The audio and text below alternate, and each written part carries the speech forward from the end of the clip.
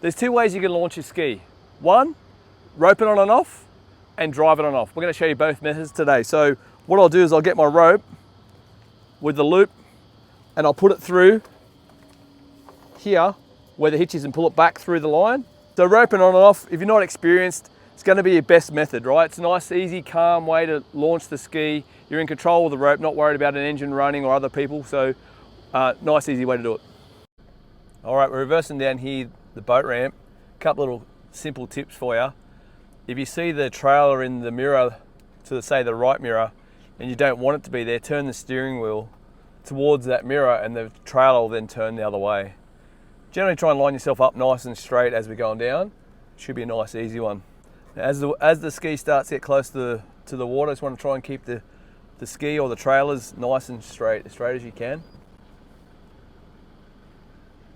Right, important part here is to get the trailer in the right depth.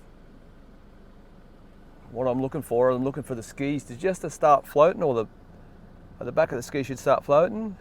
And there we are, we're looking pretty good right now.